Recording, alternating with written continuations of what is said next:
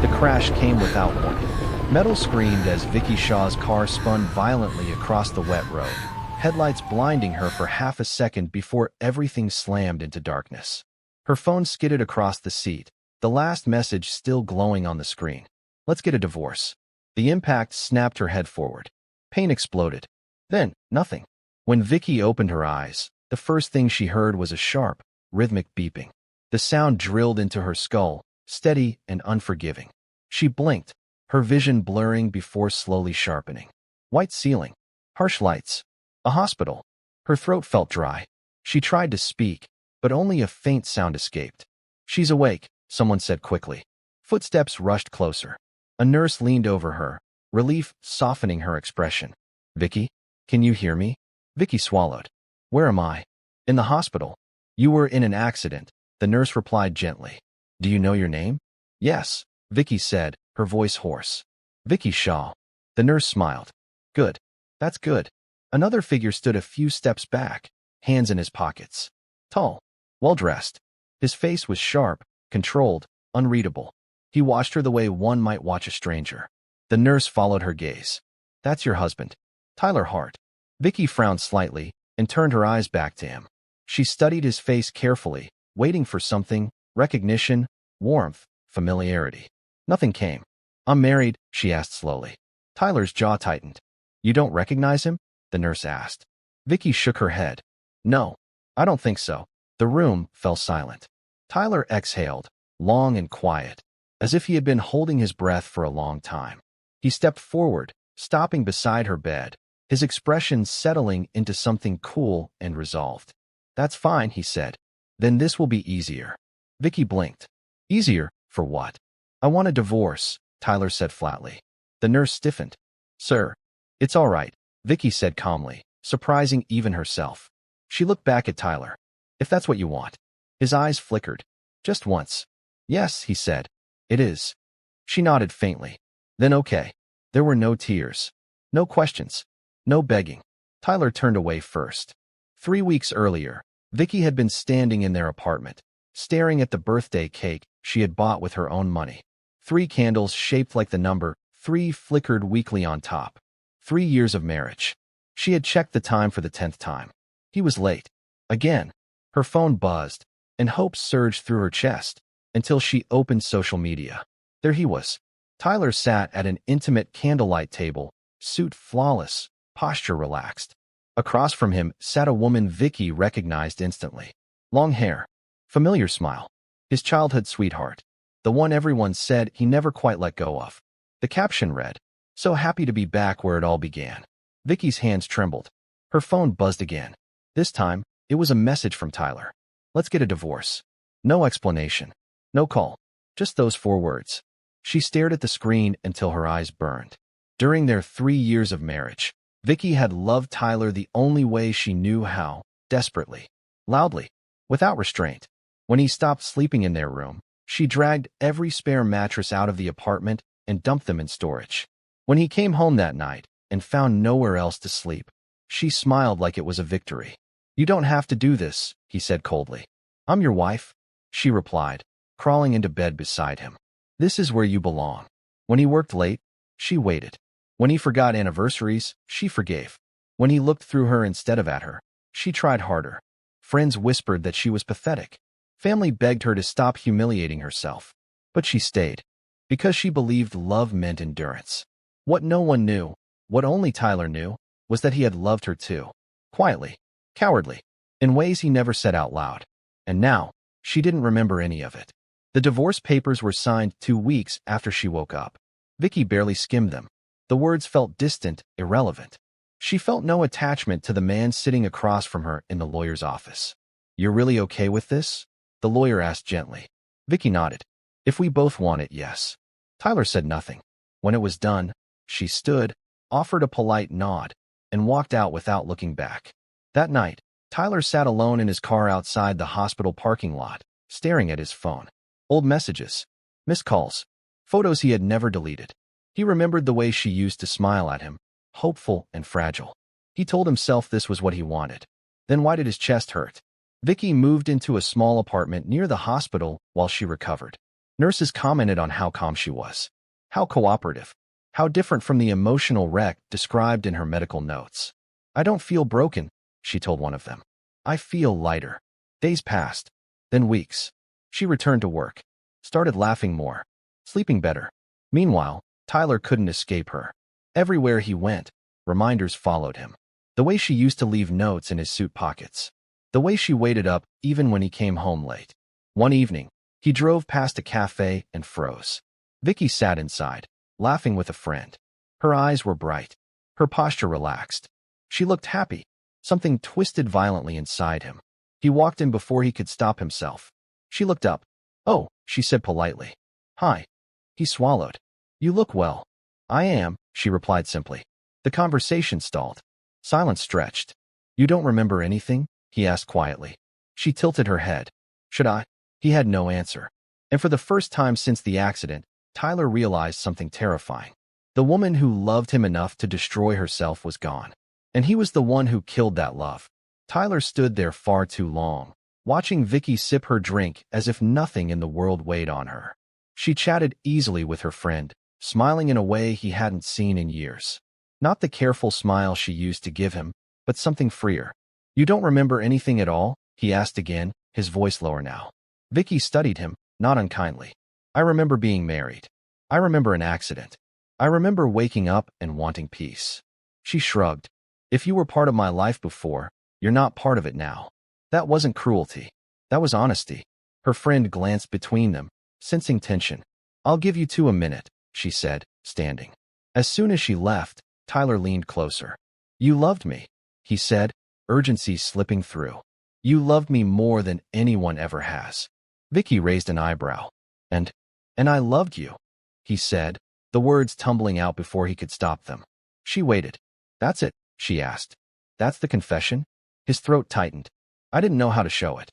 She nodded slowly. "That sounds like a problem you should have solved back then." She stood, picked up her bag, and walked past him. "Take care, Tyler." The bell above the cafe door chimed softly as she left. Tyler sat back down, stunned. The silence around him felt louder than any argument they'd ever had. That night, he couldn't sleep. He lay on his bed, staring at the ceiling, replaying memories he used to dismiss. Vicky waiting at the door. Vicky texting to ask if he'd eaten. Vicky apologizing even when she'd done nothing wrong. He remembered the night she dragged the spare mattresses out. "Why would you do this?" he had snapped.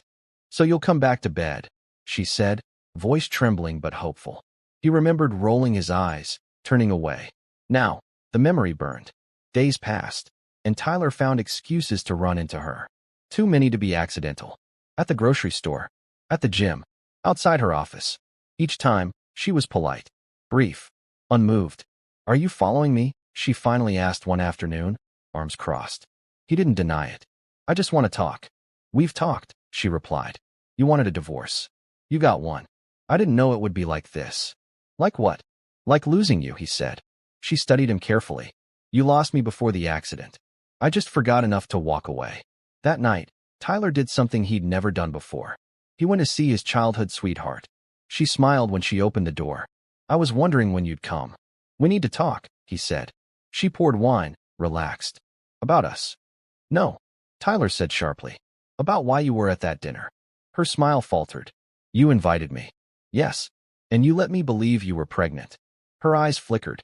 "You never were," he continued. "Were you?" Silence. Finally, she sighed. "I thought if you believed it, you'd choose me." "You were unhappy." "I was unhappy because I was blind," he said. "Not because of her." She scoffed. "She trapped you."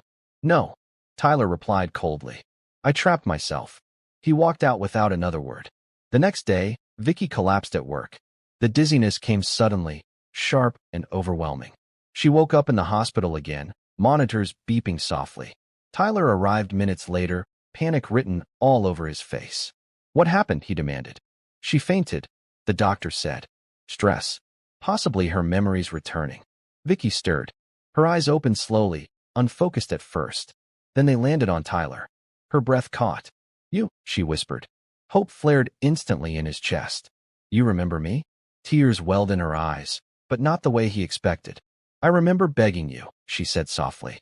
"I remember throwing away beds." I remember crying alone on my birthday. His heart shattered. I remember loving you until I didn't recognize myself anymore, she continued. I'm sorry, he said hoarsely. I was wrong. She closed her eyes. I know. That hurt more than anger ever could. You don't hate me? He asked. No, Vicky replied. I pity the woman I used to be. The doctor cleared his throat. Some memories may come back in fragments. Emotional stress can trigger them. Tyler leaned closer. Can we try again? Vicky looked at him for a long moment. Why? Because I love you. She shook her head slightly. You loved me when it was convenient. I loved you until it destroyed me. Silence stretched. I won't do that again, she said. He reached for her hand. She pulled away. I don't want revenge, she continued. I don't want closure. I want a life where love doesn't feel like punishment. Tears slid down his face. He didn't wipe them away. Then what am I to you now? He whispered. She answered honestly. A chapter 1 survived. Tyler sat there long after she fell asleep. For the first time, he understood. Losing her memory hadn't been the tragedy. Losing her love was. Tyler didn't leave the hospital until morning. When Vicky woke again, sunlight filtered through the window. She felt calm. No panic. No confusion. Just clarity. Tyler sat in the chair beside her bed, eyes rimmed red, suit wrinkled. You're still here, she said quietly. I didn't know where else to be, he replied. She studied him for a moment. I remember more. His chest tightened. What kind of more? The bad, she said honestly. But also the good. Late nights. Your laugh. The way you used to hold my hand in your sleep. Hope flickered in his eyes. But remembering doesn't mean returning, she added. He nodded slowly. I know. The doctor discharged her later that day with strict instructions to avoid stress. Tyler insisted on driving her home. You don't have to, she said as they reached the car. I want to, he replied. No expectations. That was new. The drive was quiet. Not awkward. Just reflective. When they reached her apartment, Tyler hesitated. Can I walk you up? She considered it. 5 minutes. Inside, the place was simple. Clean. Warm. It felt like hers, not a shared space she'd once shaped around someone else. You've changed, Tyler said softly. So have you, she replied. He looked around. You seem lighter. I am, she said. Losing my memories forced me to choose myself. He swallowed. I wish I'd chosen you before. She met his gaze. You did. Just not consistently. The words weren't angry. They were factual. Days passed. Then weeks. Tyler didn't disappear, but he didn't push either. He sent a text every few days. Short. Respectful. Hope you're well. No need to reply. Sometimes she did. Sometimes she didn't. One evening, Vicky ran into his mother at the grocery store. She froze. Vicky. Mrs. Hart. Vicky replied politely. Tears filled the older woman's eyes. I heard about the accident. And the divorce. Vicky nodded. I owe you an apology, his mother said suddenly. I saw how hard you tried. I said nothing. Vicky's throat tightened. Thank you for saying that now. You were the best thing that ever happened to my son, she whispered. I hope one day he understands what he lost.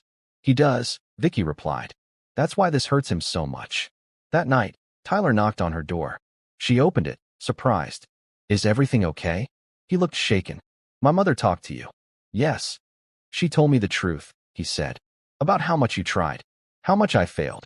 Vicky stepped aside. Come in. They sat across from each other, tension thick. I'm not asking you to come back, Tyler said. I'm asking for a chance to be better, whether that's with you or not. She leaned back. Why now?